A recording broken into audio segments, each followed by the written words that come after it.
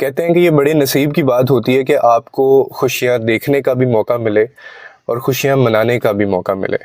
میری طرف سے آپ تمام لوگوں کو عید مبارک، آپ کے پیاروں کو، آپ کے گھر والوں کو، جو بھی آپ کا حلقہ احباب ہے۔ اور وہ کہتے ہیں کہ ایک سٹیج انسان کی زندگی پہ ایسی آ جاتی ہے کہ وہ پھر عیدیں نئی یادیں مناتا ہے۔ تو وہ تمام لوگ جو آپ کے ساتھ اس عید پہ موجود نہیں ہیں، پچھلی عید پہ وہ ساتھ تھے، آپ ذرا اپنے حلقہ احباب میں نظر دوڑائیے، آپ کو بہت سارے ایسے لوگ ملیں گے جو آپ کے پاس اس وقت موجود نہیں تھے اور وہ ہوا کرتے تھے کبھی۔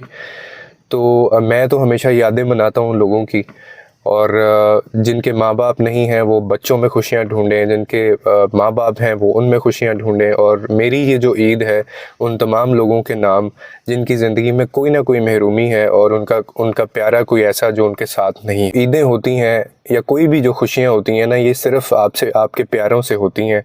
یہ اکیلا فرد جو ہے وہ کبھی بھی ویسی خوشی اور ویسی مسرت جو ہے وہ حاصل نہیں کر سکتا۔ میرا اس عید کے اوپر یہی میسیج ہے کہ اس عید کو ایسے عزم کے ساتھ گزاریں کہ جیسے اگلی سانس کا انسان کو پتہ نہیں ہوتا، اور منافقت سے پاک آپ کے رشتے ہوں، روٹھوں کو منائیں، گلے شکوے جو ہیں وہ سائڈ پہ رکھیں، جو انا کی جنگ ہے اس کو جو ہے اس میں سے نکلیں، کیونکہ یہ بڑے خوبصورت رشتے ہوتے ہیں اور یہ بڑے نصیب کی بات ہوتی ہے اگر آپ کو یہ عید دیکھنے کا موقع ملا ہے۔ نہ جانے کتنے ایسے لوگ جو یہ عیدیں گزارنا چاہتے تھے، منانا چاہتے تھے، لیکن وہ آج ہمارے ساتھ نہیں ہیں۔ اور اپنی خوشیوں کے اندر اور عید منانے میں فلسطین میں جو ظلم و زیادتی ہو رہی ہے ہمارے مسلمان بھائیوں کے ساتھ، ان کو مت بھولیے گا۔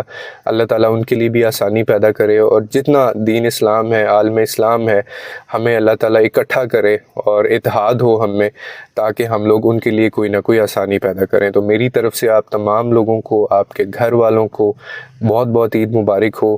اللہ تعالیٰ آپ کو اور ایسی خوشیاں نصیب کرے دیکھنے کو بھی، اور آپ کو یہ خوشیاں منانے کا موقع بھی ملے۔ خدا حافظ۔